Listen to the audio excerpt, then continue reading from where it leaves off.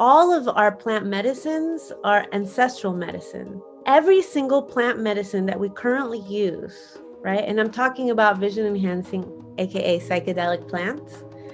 They all are ancestral medicine. Like every single one was used by indigenous people in ceremony. Welcome to Voices of Esalen. I'm Sam Stern. My guest today is Xochitl Ashe, professionally trained herbalist and sacred plant medicine guide.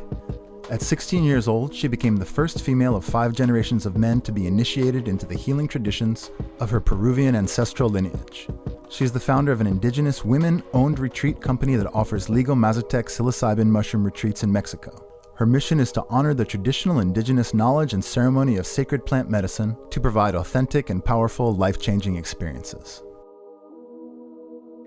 So Xochitl, because of the work you do is so deeply informed by your ancestral heritage, I thought we could start off this discussion by honoring your ancestors. So if you please, would you tell me a bit about your lineage and your healing traditions? Of course. So I come from a line of 5 generations. So I'm 5th generation medicine woman.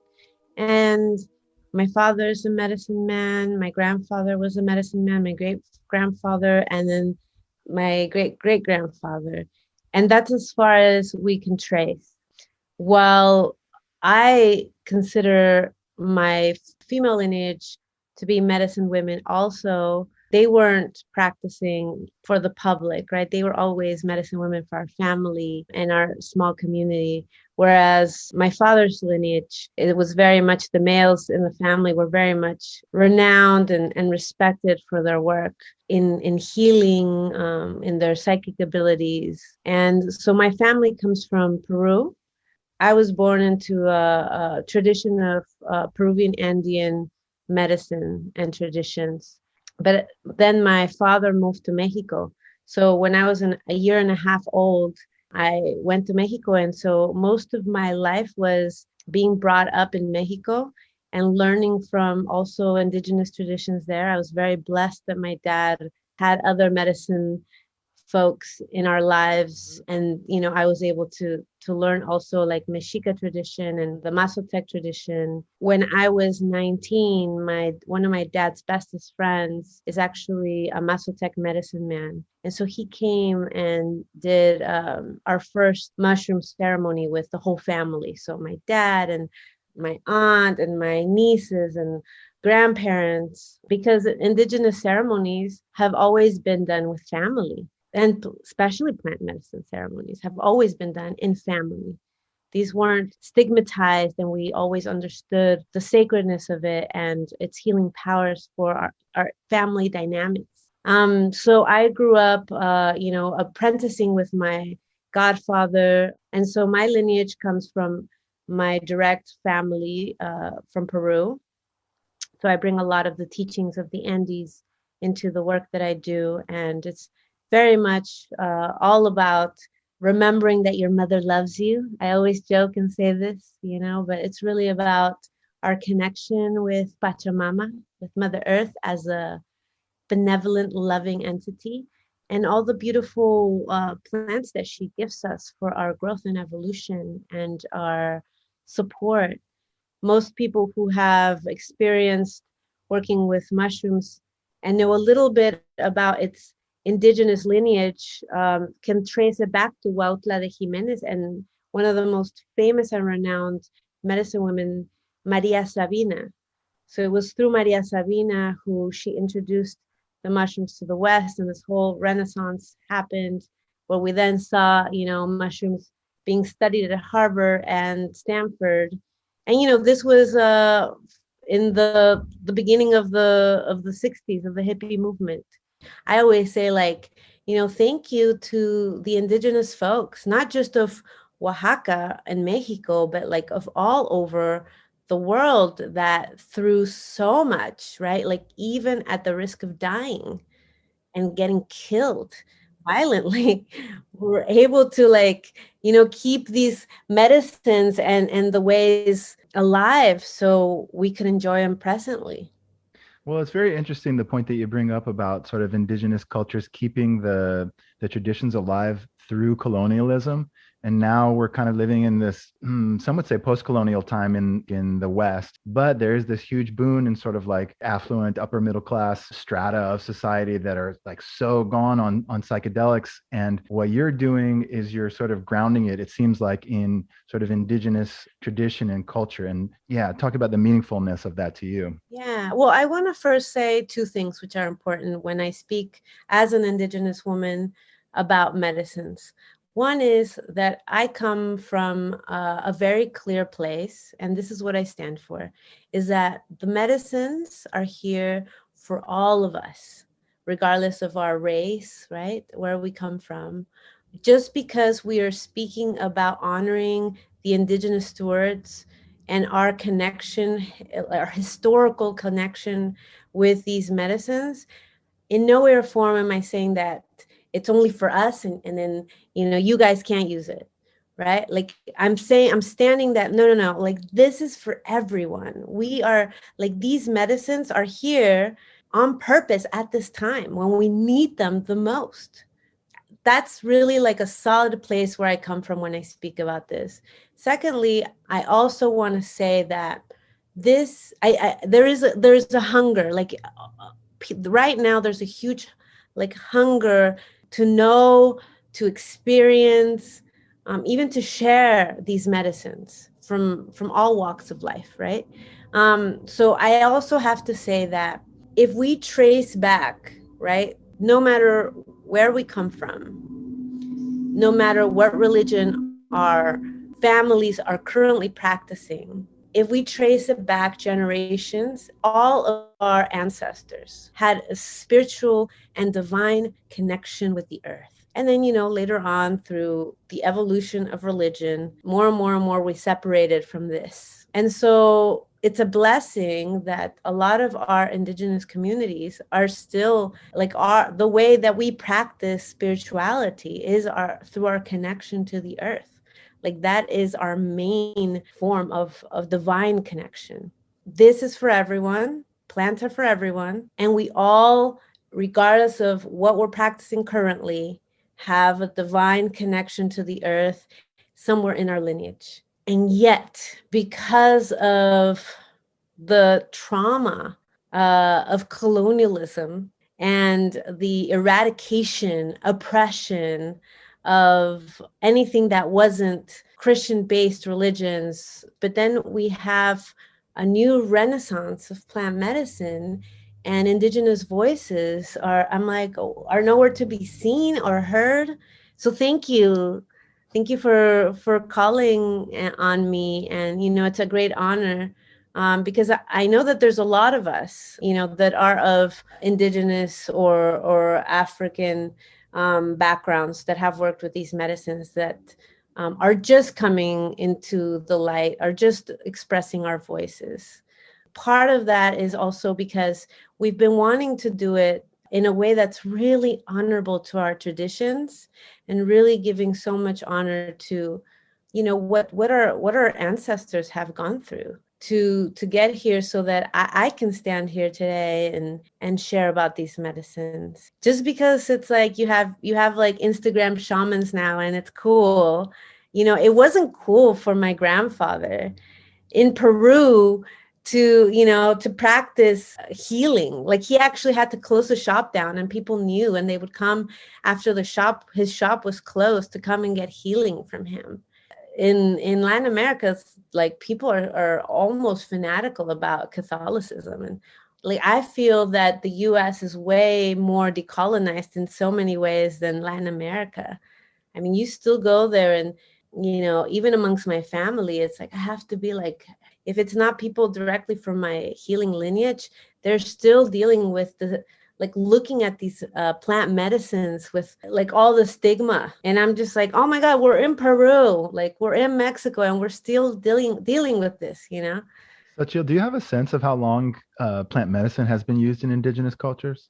Yeah. I just did a presentation for the Microdosing Institute because they were so awesome, and that they really understand that when you teach microdosing, it's good to bring in some of the indigenous wisdom around using these medicines and our connection to them, our spiritual connection, right? Because a lot of what's happening is that people are seeing this medicine as like physical medicine, not spiritual medicine, right? Like today we were talking about how some people just want to like look at the molecules and the science of it, which is fine. We need both.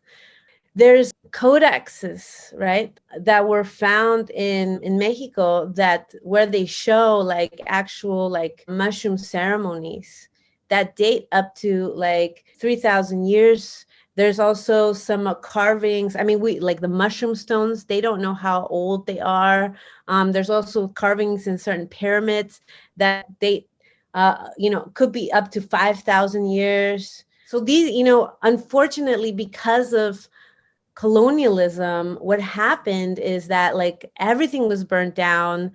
When I was in Peru studying with some of my teachers, I made an effort to visit all the temples that weren't on the touristy route. And one person was telling me that the year that the Spanish came, one of the priests, in 1 year, he dynamited 600 temples. So, I mean, we had temples everywhere. You would walk a block and there would be 3 temples, it's just like that's how connected we were to spirit. We know that the vision enhancing plants or the master teacher plants were used in Peru, mushrooms, huachuma, ayahuasca. I mean, it was part of our divine connection to spirit. I mean, and also what's important about it is that, these medicines were so revered, not just for their healing powers, but also as spirits, as deities that were there to help us. Like, Teonanacatl is like itself a benevolent spirit that has both masculine and feminine energies. Ayahuasca, that we call her grandmother. She's a feminine snake spirit, right? So it's like we were seeing these medicines in our indigenous history as sacred medicine, but also as like deities we could connect to. Like we actually saw them as these incredibly intelligent, sacred, profound allies to our journey. Yeah, I want to explore more kind of like the perspective with which you lead. One thing that I've learned about you is that you're a trauma-informed healer. So I'd love to hear you kind of talk about that, being a healer with plant medicines. Why the focus on trauma? Yeah, so we as indigenous healers, I'm going to be specific to traditions of Peru, of Mesoamerica, right? Because that's what I know. There's a history of, we call it susto. So when somebody gets susto, it's like something happens, it's too fast, it's too big, and it's like too overwhelming. I always saw from being really little, my grandfather supporting somebody. It's like, oh yeah, they have susto. And I would be like watching him, like, what is susto? Like, where does susto come from? Very curious little child, like watching this happening. And, incredible healings would happen when people would get their susto removed. So the word susto is like when somebody like scares you too fast, like you're like, like it's like you're spooked. And so growing up, I was always, I lived my life in Mexico, and then my mom immigrated to San Francisco. So I was able to come here during high school and college. So it really, like, I mean, I felt very blessed to come to a city that was so diverse and progressive. And so in that, I got really interested in psychology.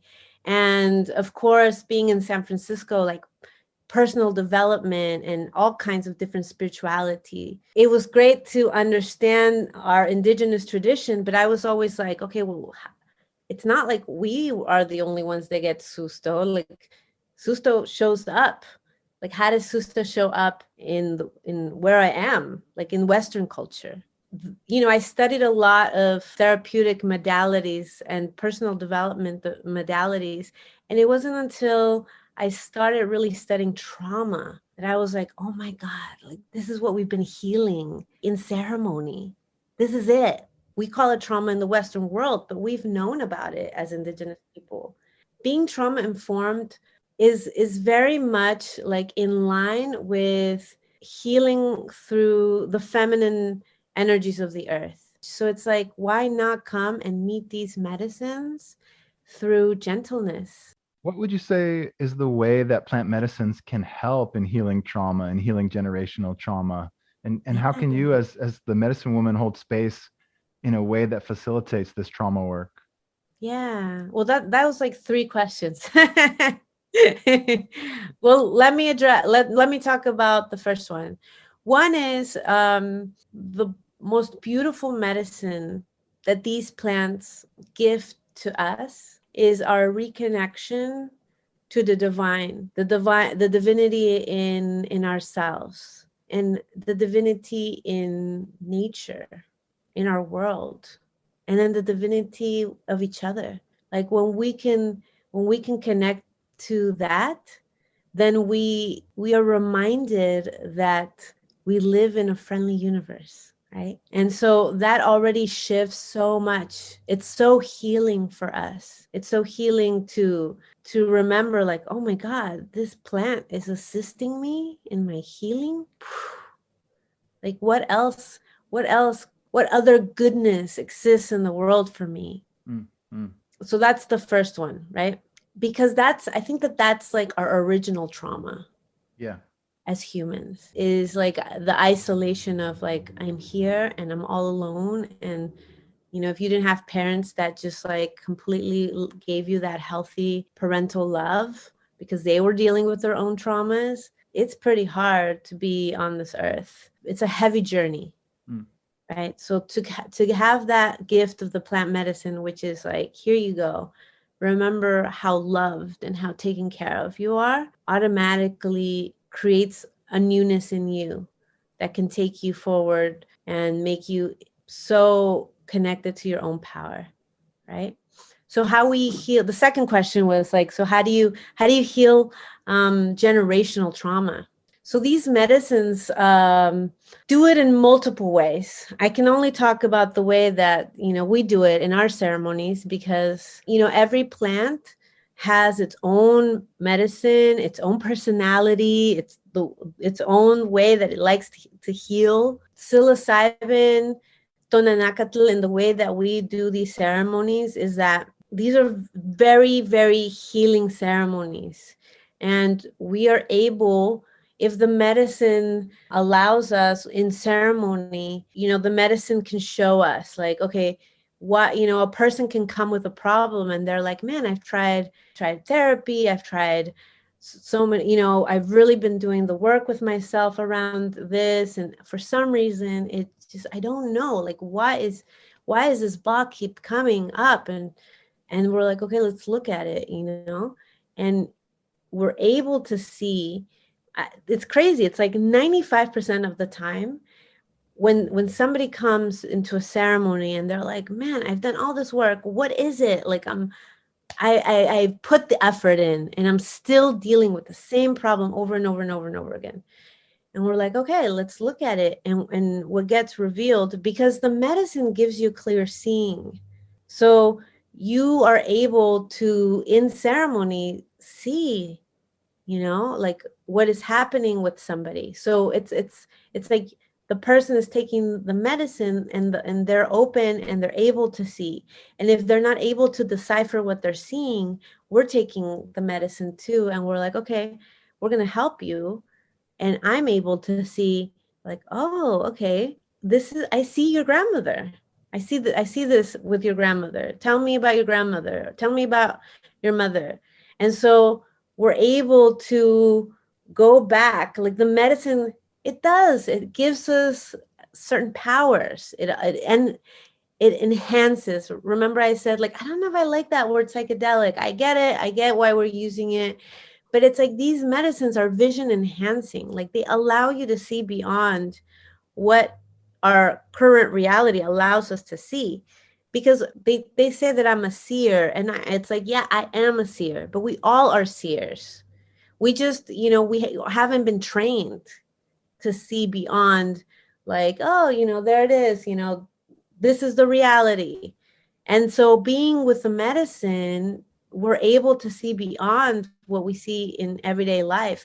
And we're very blessed when there's a block that we don't know why it's there and why it's affecting us. And we've done everything to heal it, and yet it's there and keeps coming back. And the medicine allows us to see, like, oh, wait a minute, it's actually not even mine. Like, this has been going on, whoa, like 5, 4, 3 generations. And I've just been like, it's just been in me. And I didn't know. And so in ceremony, we're like, all right, well, enough. No more. It's like, you don't need to keep on repeating this. Like, let's do the work to heal this that was in your grandmother. She didn't need to have it either. And then, we do certain things to remove it. There's like energetic things that we do to remove it. There's things that the participant also has to do to remove it. And, every time it's like, it's miraculous that people can actually heal. Like, there's some folks that say, like, oh my God, I've been going to therapy for 10 years. And one session, I was able to finally get it. Like, this thing that's been living in me, affecting me. And now life is different. But I also want to say that it's important to have long periods of integration. Mm-hmm. Indigenous communities, we always had long periods of integration because we lived in small communities where we can meet up and we could talk and we could share. But plant medicine today, it's like, I'm so happy that integration is a bigger part of the conversation now. But usually people would go to Peru and they would do a plant medicine and they would go back home and they'd be like, what happened? Right. And so I made a commitment that for my retreats, when people come and do 7 days of ceremony with me, they get a year of support. Because if you don't have that integration and back to life that we used to have as Indigenous communities, it can be very hard to get a healing like that, where it's been something that you took on for generations, and now you're free. And it's like, who are you when you don't have this? Because in many ways, it does like, even these things that blocked us served us, and they just are outdated, right? So we want to make sure that we have the integration to keep the things that were outdated away and keep being in that new state of freedom.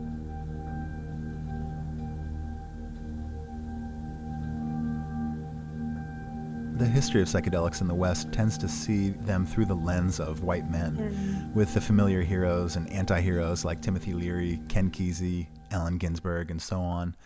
Xochitl, what are we missing here? Can you fill in some of the Indigenous history for us? Well, I can only speak on what I know. The Indigenous history is huge. And actually, one of my goals is to start collecting some of these stories. Unfortunately, what has happened is that there's elders that have kept these stories, but then like, for example, my godfather, right? He's an elder, or my father, he's now an elder. And so I get the blessing of being endowed with their wisdom. And at some point I will pass this wisdom on, right? That's how it was back in the day, and continues with some of us that are, blessed like that. But some of these elders, because of, colonialism still affecting us today. And if you look, let's look at Mexico and Peru, which is what I can talk about.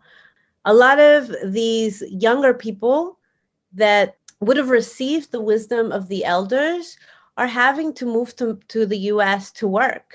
So they leave their countries to get, because poverty and a lot of difficulty in making a living in our countries. And so this wisdom all of a sudden, doesn't get transferred, and elders die. So right now, it's really important to gather these stories so that we can understand more and more of the wisdom and the knowledge of how to work with these plants. So what I've learned is I think the most important thing about our indigenous history with the plant medicine is that we are the original psychologists, really. A lot of what we see today in academia gets recognized because folks have gone through the process of studying in universities and writing research papers, and then that's what gets counted. Like, yes, that, you know, that is valid in our society.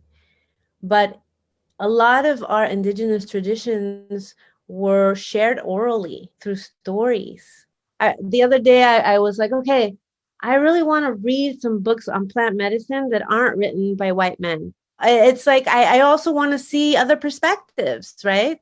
I couldn't find much. And so it's time, you know, I'm so happy you're asking this question. Like, what is the history, right? And so a lot of the history that we have even presently is because white men went to these countries and, you know, had academia behind them. And they were like, okay, this is the history. Well, one thing that's really interesting to me is the whole in 55 or something like that, R. Gordon Wasson, he went to Mexico and he met up with Maria Sabina. Tell me more about Maria Sabina. Yeah, you know, it's actually a really sad story. And a lot of people kind of like skip over like that part. It was traumatic. It was traumatic for the Mazatec community. So because after he came, there was, you know, Life magazine came out, and I guess he didn't write exactly where these mushroom ceremonies were from, but he had written something that referred back to Huautla de Jimenez. So all of a sudden, there was a lot of folks from the hippie movement that went to Huautla de Jimenez. And even when you go to Huautla de Jimenez today, it is like this little tiny town, like way up in the mountains. I mean, even today, like, you know, people ask me, like, why don't you do a retreat in Huautla? And I'm like, you know, it's coming, but like the infrastructure, like there isn't really nice hotels yet for making people go through a journey and keeping them comfortable. Like, that's how even today, 2022, right?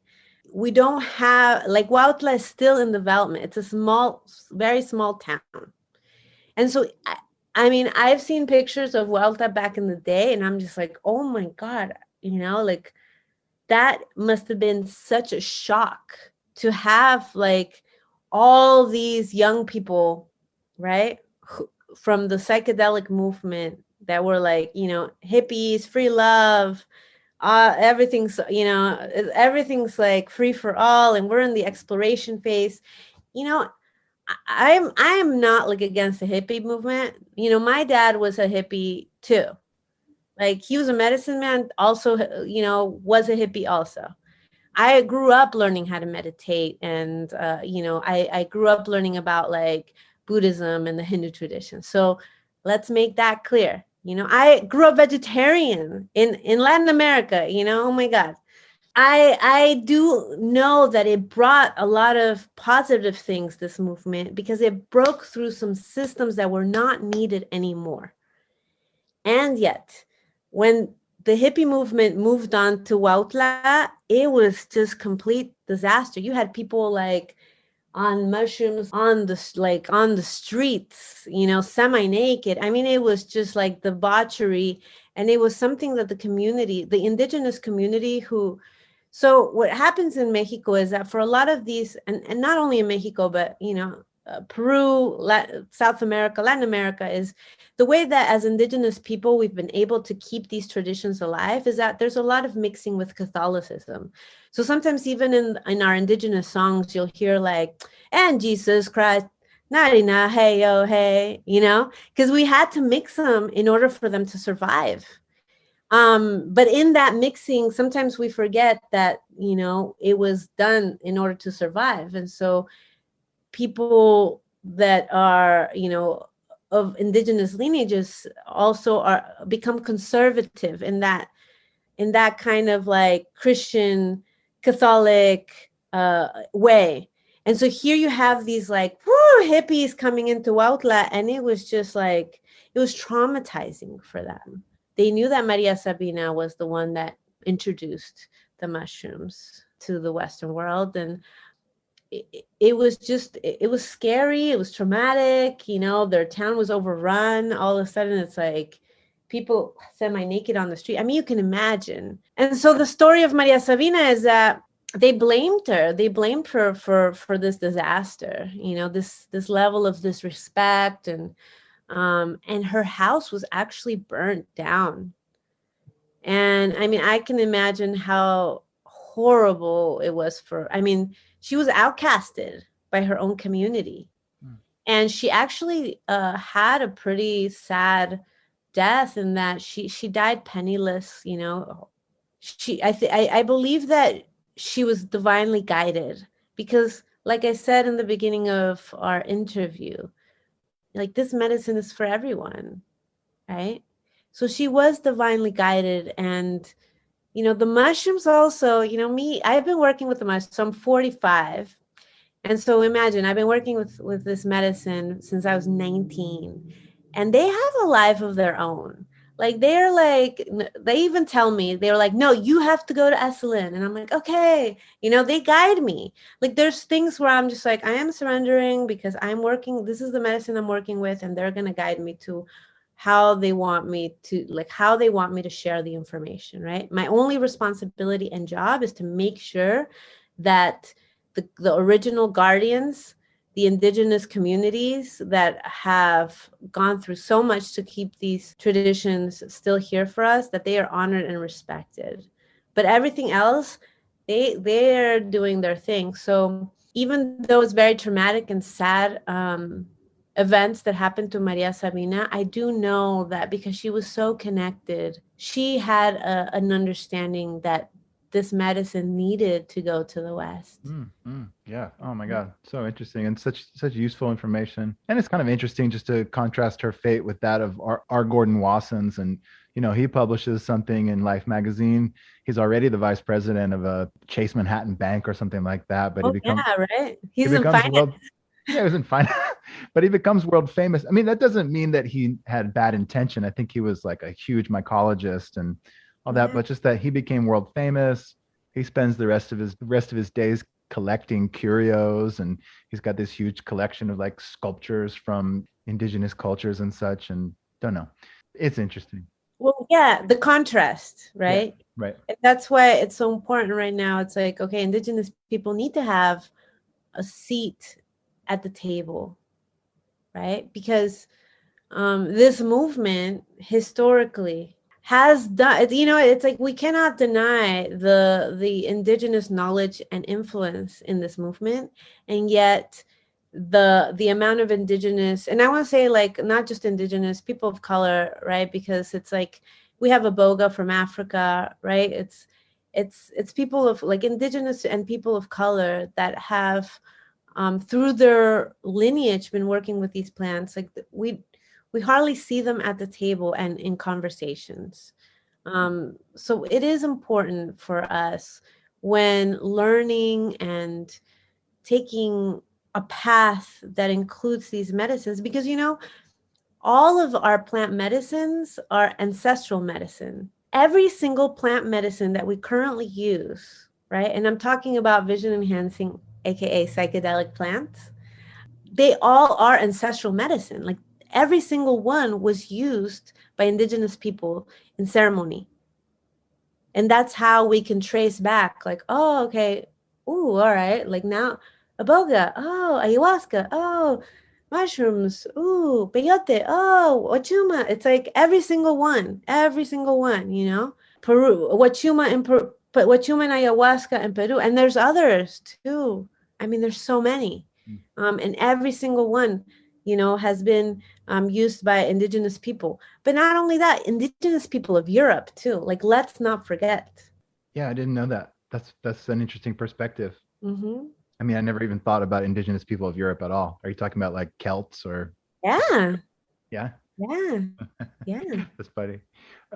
Talk to me about being guided to Esalen and your sense of the Esalen land. I'm curious about your perspective. Yeah. Oh, I love Esalen so much. In April of 2021, it was one of the first meet gatherings that Esalen had after COVID, which was at Entheowheel, and it was a science and ceremony of mushrooms. And so I was invited to be part of the ceremony part. I had gone to the first time I ever came to Esalen was actually, it will be now 11 years ago. A friend of mine, we were, I was with a group of friends after a plant medicine ceremony. So it was like January 2nd, 11 years ago, because we had just done a teepee meeting with Peyote. A group of us came to Esalen, and we were able to spend 2 nights at Esalen. And I remember being at Esalen and just feeling the land, and just like looking around. I was sitting in that grass area in front of the lodge, and just really feeling so connected to the spirit of the land. And I made a prayer, and I said, one day I'm going to come and teach here. And I had totally forgotten about that prayer. And then I get a call from Dream, who was, is the founder and director of this program, because she had been looking for specifically an indigenous woman that works with mushrooms. And so I was invited to Esalen. And then I remembered this prayer as I was there this time around. And then I was invited to be a teacher in residence. A lot of my work really has to do with our connection to the magic of the earth and plants. I would teach 4 days a week. And so I was supposed to teach at Huxley. And I was like, no, can I teach in the Buddha garden? And of course, Esalen was so kind. They're like, yeah, go ahead. That could be your classroom. So my classes were really all about doing ceremony in the garden, ceremony with the creek, ceremony with the earth. Like, so, before our conversation, I spoke about how there's two entities. One is Esalen Institute, and then the second one is Esalen Land. And while they both co-create together and are a one wing of the same bird, I really love to teach folks about connecting to Esalen Land when they come. And I really love to honor the Esalen tribe and the ancestors of the land. So a lot of people that have been coming to Esalen ever since, 20 years, there's people that come to my class that they're like, oh my God, I've been here since I was 17. And they're like, I don't know, in their 60s or something. And they say, like, I've never known that this was here. I take them to some of the grinding stones that are on the land, and we actually take offerings, and I talk about the Esalen tribe, and we do ceremonies in these places, because when we can acknowledge the ancestors of a land, what happens is that we go into right relations with them. And not only that, but then all of a sudden, like, you have them on your side, and they want to support you on your path. Esalen is one of my spiritual homes, because it's such a it's such a place of healing. This is where the four waters meet. There's nowhere else like it in the world, where you have sweet waters, like a creek that comes from the mountains, falls into a waterfall, then goes and meets with the ocean, and then also gets met by the hot springs from the womb of Pachamama. This, for us indigenous people and my tradition, is like, it's a portal of healing. And so when I teach, when I do Sarah, and I that's why I said, say hello to the creek for me. I know you're at Esalen. It's like I teach people to have this, like, bestie relationship with the creek there. Can you develop that kind of relationship where it's like, man, if I feel sad, I just, like, I know that um, sweet waters can heal my grief, and if I go and do ceremony and bring an offering, I am supported by this. Like, everything So everything in nature supports me. And so I must also learn to support everything in nature. And so having a sacred reciprocal relationship of Aini is what we call it, right? So yeah, I love Esalen, and if people are hearing this, go visit the creek and give some offerings. Yeah. Oh, that's great. Yeah, I'm really glad that you talked about kind of fostering a sacred relationship with the land and honoring the ancestors and honoring the land. And you spoke about making offerings. Is there anything, any other ways, or would you like to elaborate upon that? Because I kind of just want to dig into this just a little bit more because I feel like it could be something that I could do or other people could do here. Yeah, of course. So we are in the northern part of the world. So all indigenous folks, we have our own offerings depending on where we're at, right? So we have our sacred smokes that we use. So in North America, one of the most sacred plants for us, and also really in Central and South America, is tobacco. And so there's actually, when I was there, there was so many tobacco plants on the land in the garden. So you can go into the garden if you're at Esalen. Of course, ask whoever is heading the garden if you can. And you can take a little piece of leaf of tobacco and dry it while you're there. Or you can go and buy some like organic, fair trade tobacco. I always carry tobacco with me. So that's one way, right? Another way is flowers, either bring flowers or pick a flower. Another way is, so I like to teach how to get the more simple, not make it too complicated. Like, Yeah. what can I get that I have readily available, right? So maybe tobacco is not easy. Flowers, you can pick flowers. Honey, if you have, everybody has a little bit of honey in their kitchen. You can also, even like, so if you show up empty handed to a very sacred space, you can even pull a string of your hair and offer a string of your hair, because a bird will go and pick it and build a nest. Yeah. Right, it's just all about like bringing something. I always, people are like, they get in my car and they're like, why are there bird seeds? I don't go anywhere without my bird seeds, because if you leave some bird seeds, like, the raccoons will eat them. If the raccoons don't eat them, the birds will eat them. If the birds won't eat them, the ants will eat them. And if the bird eats them, at some point it will die, and then it will go back to the earth. So offerings don't need to be complicated, Yeah. but it's just nice to show up to a party with a gift. And what about words? Like what about connecting with the ancestors of this land? Like myself, I'm a white Jewish guy. All my ancestors are from like Poland and Russia and Lithuania and stuff. I don't have an ancestral connection to the peoples who used to live on this land.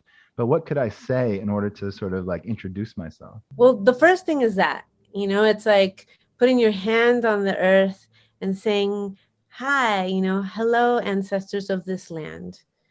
Hello, spirits who have tended to this land. There are, so the grinding stones, Erica, who's been going, so Erica Gagnon, who's a great sister of mine, she also does ceremonies in Esalen. We were talking about the grinding stones, and she was doing some research of how old are they.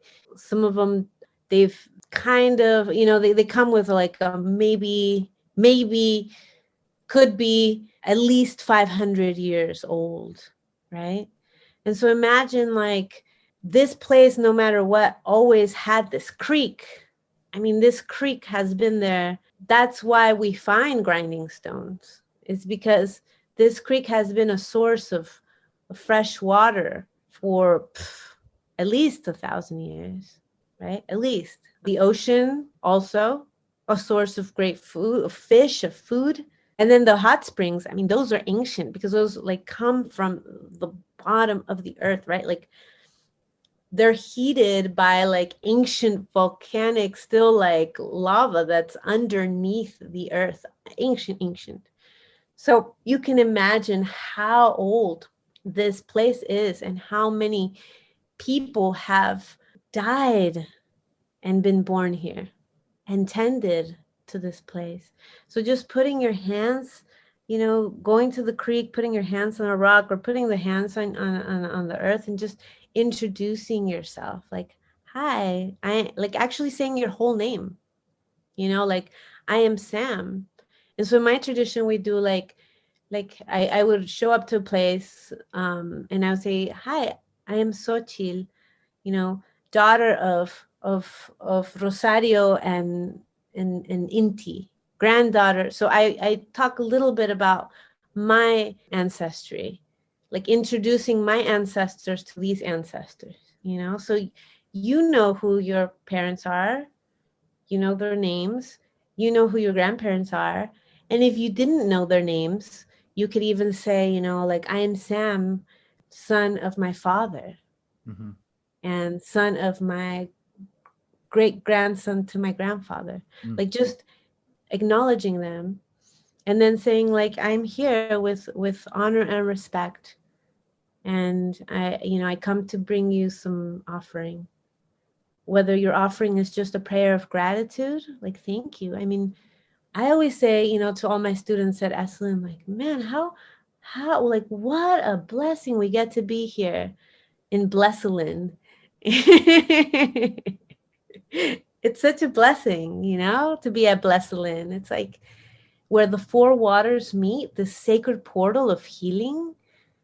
It's not just, we don't just come for the incredible classes and workshops of human potential, but we come to get healed by this land, by the beauty. So powerful. And everybody can do that. Everybody can just take a pause while they're there. And in Esalen or any other place of nature that is giving you comfort and nourishment, and just introduce yourself and just say, I come here with great gratitude and honor. I honor you, ancestors who have tended to this land, so that I can enjoy it today. Thank you, Xochitl. That's great. I really appreciate that. Yeah. Before we finish today, I want to give you some space to talk about the ceremonies and trips that you lead Oh, thank you. in Mexico. I read one of the testimonials that one of your participants wrote, and he said, the difference between mushrooms alone and at the magical medicine journey is like the difference between receiving a postcard with a photo of Mount Everest and actually climbing it. So yeah, so talk to me. Talk about the power of the group and of ceremony and what you do. Thank you so much. I have the first Indigenous woman-owned retreat company that does plant medicine retreats. I hope that there's going to be way more folks in the space, and I'm supporting that. The intention of these retreats is that you're with us for 7 days, and everything is really um, designed so that you not only get to partake in the medicine. We specifically work with psilocybin and do Mazatec ceremonies, traditional Mazatec ceremonies. So not only do you get the medicine of the mushrooms, you're getting the medicine of the wisdom that this lineage has carried for, really thousands of years of working with this incredible plant teacher. Also, there's the medicine of being in Mexico, which is, land is sacred, and land always is the keeper of information, divine information and intelligence. And so when we go to this land, we're able to receive so many gifts that this land gives us, this ancient land. I always say, we heal in three ways when we come to do these ceremonies. We heal what's making us sick, which is our disconnect. The second way we heal is through belonging to each other. And then the third way we heal is belonging to the earth. Like, if we don't belong to ourselves, to each other, or the earth, we might really be good at belonging to each other, but our relationships are not very good. Or we might be really good at our relationships, but man, we keep abandoning ourselves. right? Or we might be really good at belonging to ourselves, belonging to each other, but we are not belonging to the earth, and having that divine connection with this benevolent being that is fully supporting of our path. These ceremonies are done in community. It's important to heal yourself, and there's time for introspection and reflection, and there's plenty of time and ceremony to do your very, very own healing. But a lot of that healing also has to do with being in a very, very loving, supportive, safe community, and being witnessed by that community in who you are really, without all the things that you are releasing. And being in Mexico is so healing, to be able to even take this medicine that has been grown, right? That comes from Huautla de Jimenez. Like, there's so many mushrooms being grown all over the world now. But it's really sweet to know where your medicine comes from, right? And that, like, that land is that energy is in your medicine. So yeah, it's a powerful journey. And like I said, you can't do something like this journey without integration. And so what's really special about our retreats is that you have a year with us. So you come with us for 7 days, and I've developed a program of integration where you are with us for a year, because I want to see you have long-term healing. I want the things that you've discovered. I want the things that you've let go of to stay behind as you create this new way of being from your liberation, really, right? And having like all your ancestors applaud, yay, like, you made it. You don't have to take this anymore with you, yeah. So there's an upcoming retreat. There's a few of them happening this year. You can go to xochitlashe.com, and there's a link to Magical Medicine Journeys. Xochitl, would you please spell that? Of course. It's XOCHITLASHE.com.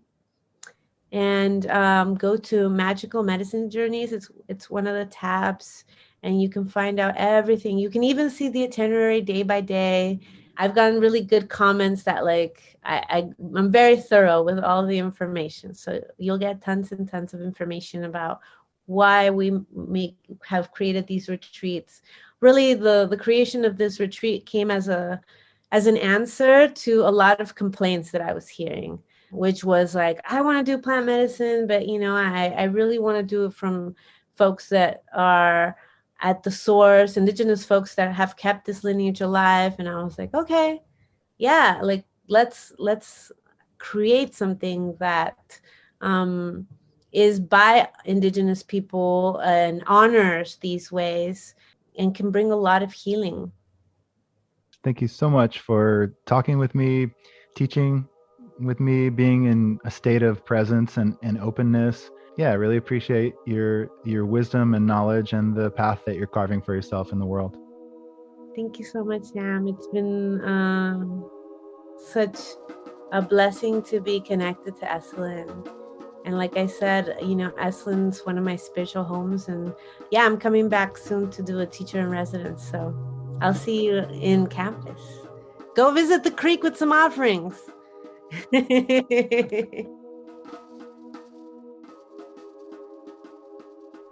Thanks for listening to Voices of Esalen. Today's show is produced in conjunction with Peter Kobabe.